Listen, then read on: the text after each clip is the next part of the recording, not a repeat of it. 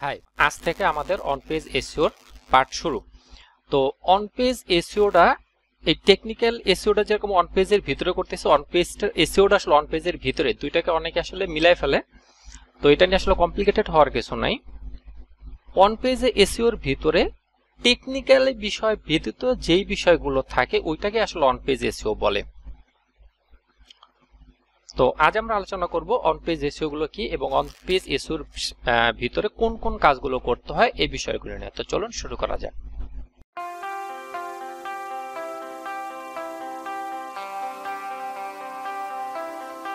আপনি যদি আমার চ্যানেলে নতুন হয়ে থাকেন তাহলে চ্যানেলটি সাবস্ক্রাইব করে পাশে থাকা বেল আইকনটি অন করে দেন, যাতে পরবর্তী ভিডিও আপলোড দেওয়ার সাথে সাথে আপনার কাছে নোটিফিকেশন যায়।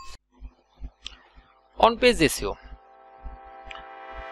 অন পেজের এসইও করার জন্য সর্বপ্রথমে আপনাকে যে বিষয়গুলো মাথায় রাখতে হবে সেগুলোর মধ্যে নাম্বার 1 হলো H1 ট্যাগ।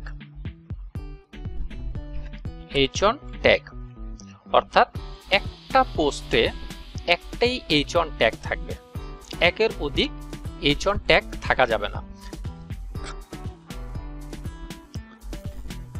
একটা পোস্টে H2, H3, H4, 5, 6 পর্যন্ত থাকে, অর্থাৎ 1 থেকে H6 পর্যন্ত ট্যাগ থাকে, কিন্তু H1 ট্যাগ একবারই থাকতে হবে। আবার H1 ট্যাগ থাকাটা আসলে জরুরি। H1 ট্যাগ ব্যতীত কোনো পোস্ট করা যাবে না। এরপর আসি আমরা H1 ট্যাগটা আসলে কোনটা। H1 ট্যাগ হলো আমরা যদি কোনো কিছু লিখে ওয়েবসাইটে সার্চ করি, অর্থাৎ একটা পোস্টের যে টাইটেলটা থাকে, যেমন আমরা যদি লিখি পেস্ট, এই যে best traffic source for affiliate marketing এটা লিখে সার্চ করলাম, এই যে জিনিসটা যে দেখাইতেছে না, আমরা যদি এই পোস্টটা ওপেন করি, এই যে টাইটেলটা, এইটাই মূলত আসলে H1 ট্যাগ। এরপরে থাকতে হবে মেটা ট্যাগ। মেটা ট্যাগ পোস্টে মেটা ট্যাগ থাকাটা খুব জরুরি। মেটা ট্যাগ কোনটা? মেটা ট্যাগ হলো আমরা যখন এই যে গুগলে কোনো কিছু লিখে সার্চ করি, এই সার্চ করার পরে প্রথমে কি আসে? একটা টাইটেল। এই টাইটেলের পরে কি আছে? এই যে নিচে কিছু লেখা থাকে, হ্যাঁ, যেগুলো দেখে মানুষ অ্যাট্রাক্টিভ হয়ে এই সাইটে আসে। অর্থাৎ এই সাইটে কি নিয়ে পোস্টটা করা হয়েছে ওই বিষয়ে একটা সংক্ষিপ্ত ব্রিফ থাকে এখানে। এই ব্রিফটা যে যত যার আর্টিকেলে যত ভালো লেখা হয় ততই তার ক্লিক রেশিও বেশি হয়। এরপর আসি এসইও টাইটেল।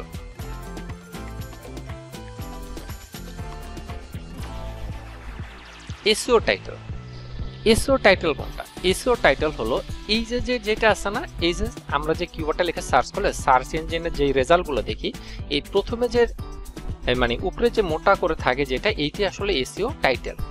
যেমন আমরা যদি অনেক সময় কি এসইও টাইটেল এবং পোস্ট টাইটেল দুইটা সেম হয়, আবার অনেক সময় দেখবেন যে এসইও টাইটেল একটা বাট পোস্ট টাইটেল আরেকটা। যেমন আমরা যদি এটা ঢুকি, এখানে কি আছে দেখেন, best traffic source for affiliate marketing, তারপর ব্র্যাকেট দিয়ে 2024 আপডেট। এখন আমরা যদি পোস্টে ঢুকি, এই যে পোস্ট, কিন্তু এই যে পোস্টে ঢোকার পরে দেখেন এখানে কি আছে, best traffic source for affiliate marketing. এই দুটার মধ্যে কিন্তু পার্থক্য আছে, দেখছেন?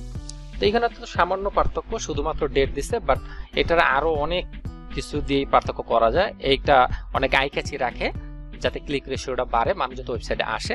আর এইখানে এই টাইটেলটা আরো বড় হইতে পারে, সেটা ডিপেন্ড করে কি পোস্ট দিতেছে এটার উপরে। তো নেক্সট যেটা থাকে ইমেজ এসইও। ইমেজ এসইও অর্থাৎ ইমেজ ট্যাগ। আমরা যখন কোনো কিছু লিখে গুগলে সার্চ করি, সার্চ করার পরে দেখবেন এই যে এই সাইডে যে ইমেজ আছে, ইমেজ এসইওটা করলে, অর্থাৎ ইমেজ ট্যাগগুলো যদি ঠিকঠাক মতো দেওয়া হয় পোস্ট রিলেটেড, সেই ক্ষেত্রে এই যে ইমেজের যে সার্চ ইঞ্জিন রেজাল্ট আছে এইখানে র্যাঙ্ক করে। তো এখানে র্যাঙ্ক করলে আসলে ভিজিটরগুলো ওয়েবসাইটে নেওয়াটা অনেক ইজি হয়। যদি অনেকেই তো আসলে ইমেজ খুঁজে, তো ইমেজে যদি আমাদের একটা র্যাঙ্ক করলে তখন আমরা ওয়েবসাইটে ভিজিটর পাবো। এরপর আসি আমরা ভিডিও ট্যাগ। যদি ওয়েবসাইটের ভিতরে ভিডিও ইউজ করা হয়, যেমন এটার ভিতরে দেখেন এখানে একটা ভিডিও ইউজ করছি, আবার এখানে একটা ভিডিও ইউজ করছি। এই যে ভিডিওগুলো দিলাম পোস্টের ভিতরে, এই ভিডিওগুলো দুইভাবে দেওয়া যায়। এক হচ্ছে প্রথমে ইউটিউবে দিয়ে ইউটিউবে লিঙ্কটা দেওয়া যায়, অথবা সরাসরিও ইউটিউবে সরাসরিও সাইটে আপলোড করা যায়। তো যদি আপনি ইউটিউব থেকে নিয়ে লিঙ্ক দেন সেই ক্ষেত্রে আসলে ওরকম কিছু করা লাগে না, বাট আপনি যদি সরাসরি আপলোড দেন আপনার সার্ভারে ওয়েবসাইটে, সেই ক্ষেত্রে আপনাকে এই ভিডিওটা আসলে এই পোস্টটা কি রিলেটেড ওই বিষয় নিয়ে কিছু ট্যাগ দিতে হয় ব্যাকএন্ডে, যাতে এটা র্যাঙ্কিং এ আসে। মোটামুটি এই বিষয়গুলো মাথায় রেখে, অর্থাৎ অন পেজের ভিতরে এই বিষয়গুলোই করা হয়, অর্থাৎ S1 ট্যাগ ঠিক করা হয়, মেটা ট্যাগ ঠিক করা হয়, SEO টাইটেল ঠিক করা হয়, ইমেজ ট্যাগ ঠিক করা হয়, ভিডিও ঠিক করা হয়। হ্যাঁ, এরপরে আপনার একটা পোস্টের সাথে কতগুলো ইমেজ দেওয়া দরকার।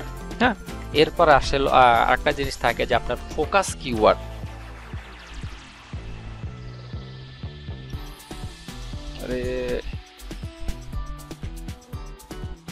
অর্থাৎ ফোকাস কিওয়ার্ড।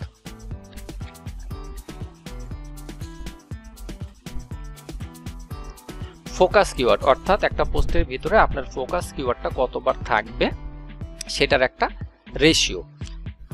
আচ্ছা, এইগুলো ছাড়া আরেকটা বিষয় থাকে, সেটা হলো আপনার ইন্টারনাল লিঙ্কিং।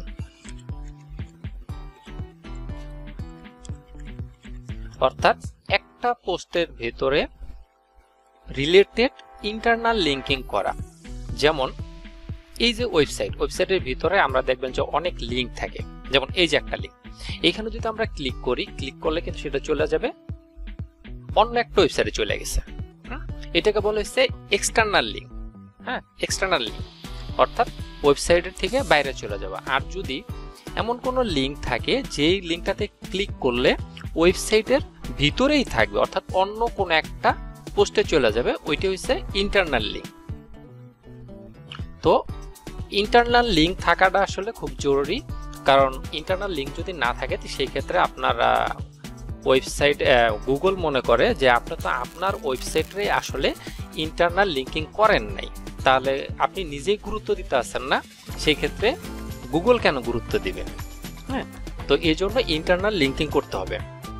এই টোটাল বিষয়গুলো আমরা নেক্সট ভিডিওর থেকে স্টেপ বাই স্টেপ দেখব। তো সবাইকে অগ্রিম ঈদ মোবারক। ততক্ষণ মতো সবাই ভালো থাকবেন, সুস্থ থাকবেন, টাটা।